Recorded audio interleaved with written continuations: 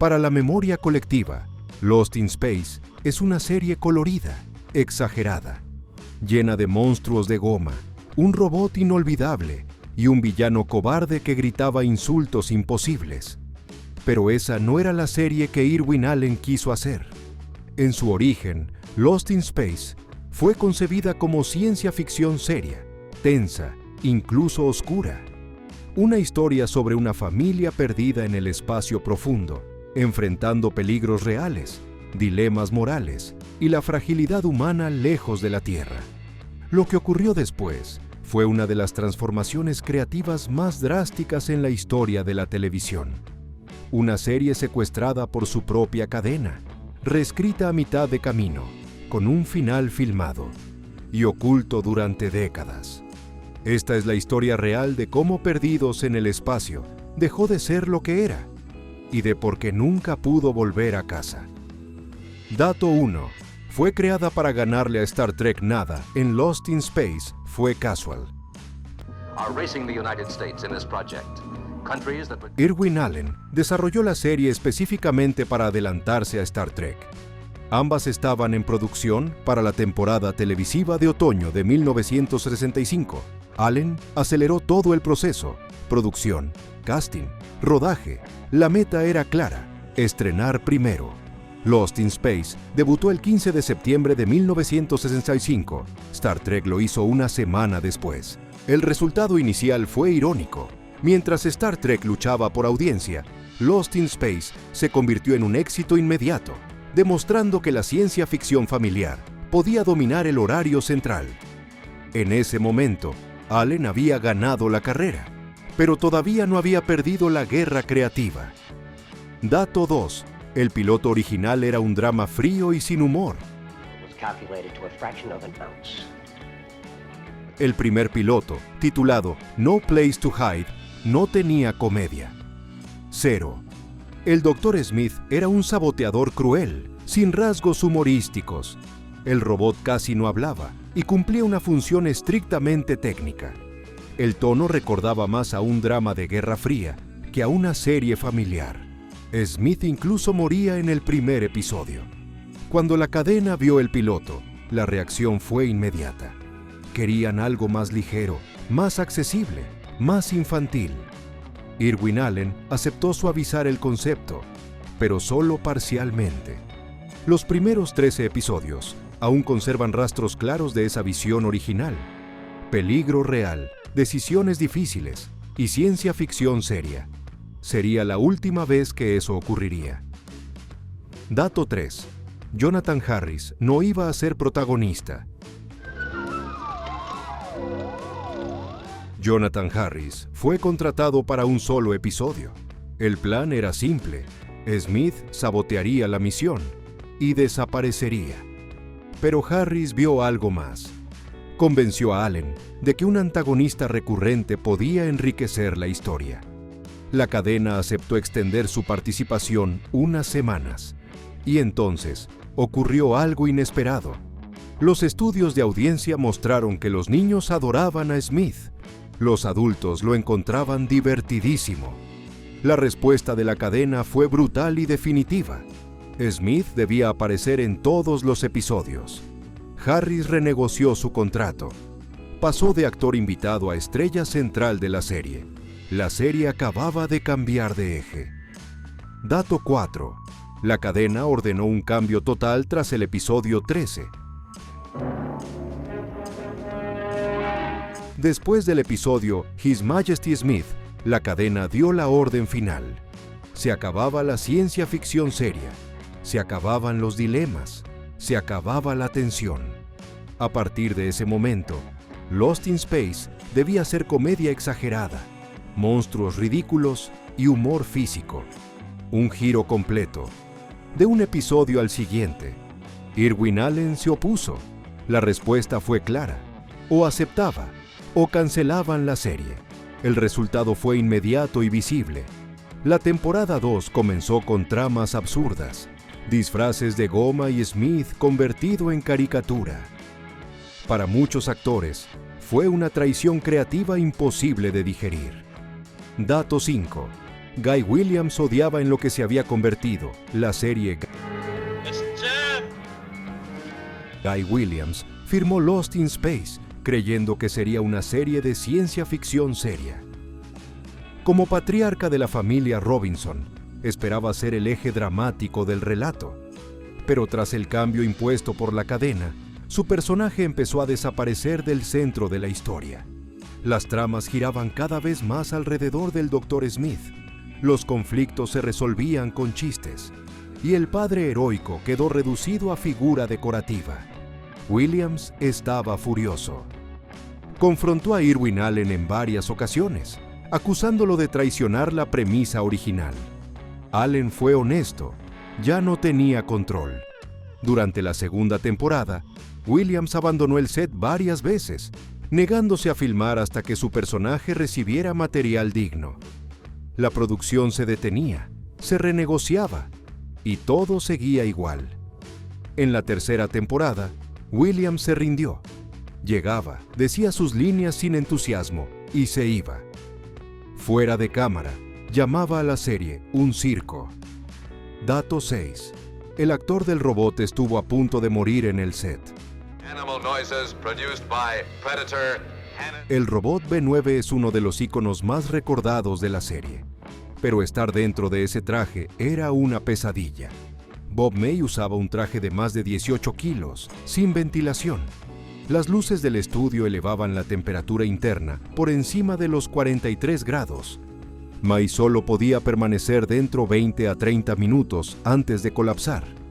En una grabación prolongada de la segunda temporada, se desmayó dentro del traje. El equipo tardó demasiado en abrirlo. Fue hospitalizado por agotamiento extremo y deshidratación severa. Los médicos advirtieron que otro episodio similar podría ser fatal. Recién entonces, Irwin Allen autorizó instalar un pequeño ventilador interno. No solucionó el problema. Solo lo volvió un poco menos peligroso. Dato 7. La serie fue cancelada pese a tener excelentes números. Durante sus 3 temporadas, Lost in Space se mantuvo en el top 25 de audiencia. La tercera temporada promediaba un 21% de share, una cifra altísima para la época. No fue el público quien abandonó la serie, fue la cadena. Cada episodio costaba alrededor de $180,000. Una fortuna para la televisión de 1968. La cadena ofreció renovarla solo si el presupuesto bajaba a $120,000. Irwin Allen se negó. Sabía que ya estaban al límite de lo posible. La respuesta fue inmediata. Cancelación total. No importaron las cartas de los fans, ni los números, ni el reconocimiento. La serie murió por razones económicas, no creativas. Dato 8. El final verdadero fue filmado y enterrado. Irwin Allen sí filmó un final real. En ese episodio, la familia Robinson finalmente lograba regresar a la Tierra. Había reencuentros, cierre emocional y resolución para cada personaje. La cadena vio el material y tomó una decisión brutal. Ordenó archivarlo y no emitirlo. Querían dejar abierta la posibilidad de revivir la serie en el futuro. Un final cerrado lo impediría. Allen protestó. Los fans merecían una conclusión. La respuesta fue no. Ese final quedó guardado durante décadas. Fragmentos recién aparecieron en documentales de los años 90. El episodio completo nunca se emitió oficialmente. La familia Robinson encontró el camino a casa, pero el público jamás pudo verlo. Dato 9. El color casi arruina la serie desde el primer año. La primera temporada de Lost in Space no iba a filmarse en color. Irwin Allen sabía que el costo sería enorme y advirtió a la cadena que el presupuesto no lo soportaría. La respuesta fue tajante. Si querían competir con Bonanza, debía ser en color. Filmar en blanco y negro costaba unos $60,000 por episodio. En color, el mínimo se disparó a $110,000. Ese salto casi quiebra la productora de Allen. Para compensar, comenzó a reutilizar todo: planetas, fondos, efectos, naves, criaturas. Los espectadores atentos notaron el truco. El mismo mundo alienígena aparecía una y otra vez con iluminación distinta. Los monstruos regresaban con ligeras variaciones. No era pereza creativa, era supervivencia. El color hizo que la serie se viera moderna, pero drenó cada centavo desde el inicio. Dato 10. June Lockhart reemplazó a la madre original tras el piloto. El piloto original tenía otra actriz como Maureen Robinson. La cadena no quedó conforme. Querían un rostro reconocible, alguien que transmitiera seguridad familiar inmediata. La elegida fue June Lockhart, famosa por Lassie. El problema: todo el material del piloto tuvo que rehacerse. Cada escena con la madre fue refilmada.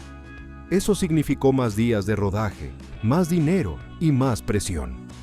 Allen admitió después que el cambio funcionó narrativamente. La química entre Lockhart y Guy Williams era real. La familia se sentía creíble. Pero el costo extra fue otro golpe al presupuesto ya frágil. Dato 11. La tercera temporada quedó atrapada en sets cerrados. Para la tercera temporada, la cadena recortó aún más. No más locaciones, no más exteriores. Todo debía filmarse en sets permanentes dentro del estudio. Planetas abiertos se convirtieron en cuevas recicladas. Cielos infinitos en telones pintados. La aventura se volvió claustrofóbica. Irwin Allen intentó compensar con ángulos de cámara y luces creativas. No alcanzó. Los críticos lo notaron de inmediato. El público también. Guy Williams lo resumió sin sutileza. Parece que filmamos dentro de un armario. La serie ya no exploraba el espacio, solo giraba sobre sí misma. Dato 12. Los padres de Angela Cartwright denunciaron a la cadena. Dr. Smith, is something wrong? Angela Cartwright era menor de edad. La ley exigía educación diaria obligatoria en el set. La producción ignoró esto sistemáticamente. Los horarios eran excesivos. Las horas de estudio se salteaban. Las escenas se acumulaban. Sus padres presentaron múltiples quejas formales ante el organismo laboral de California. La cadena prefirió pagar multas antes que reorganizar el rodaje. La situación escaló cuando la maestra asignada documentó las violaciones. La cadena enfrentó posibles cargos legales. Recién entonces ajustaron los horarios. El daño ya estaba hecho. Más retrasos, más costos y más tensión entre la cadena y Allen. Dato 13. Jonathan Harris reescribía sus diálogos todos los días. El Dr. Smith no sería lo que fue sin Jonathan Harris. Harris llegaba al set con los guiones cubiertos de anotaciones. Reescribía insultos, agregaba rimas, inventaba monólogos. Los guionistas protestaron, al principio. Luego entendieron algo. Harris mejoraba cada escena. Frases icónicas jamás estuvieron en el libreto. Bubble-headed booby. Saboteador desconsiderado. Todo salió de su cabeza. Con el tiempo, los escritores dejaban el diálogo de Smith casi vacío, sabiendo que Harris lo completaría. Allen le dio libertad total, y sin quererlo, permitió que Smith se tragara la serie entera. Dato 14. La serie anticipó fallas reales del programa espacial. Aunque con el tiempo se volvió camp, Lost in Space tuvo asesores científicos serios en su primera etapa. Y eso se nota en algo inquietante. Varios episodios mostraron fallas técnicas que años después ocurrieron en la vida real. Un capítulo presentó una explosión de tanque de oxígeno que dejaba una nave inutilizada. En 1970, Apolo 13 sufrió exactamente ese escenario.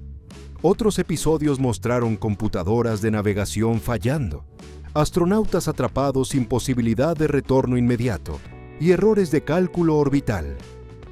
Ingenieros de la NASA admitieron, tiempo después, que algunas situaciones vistas en la serie reflejaban riesgos reales que se discutían internamente.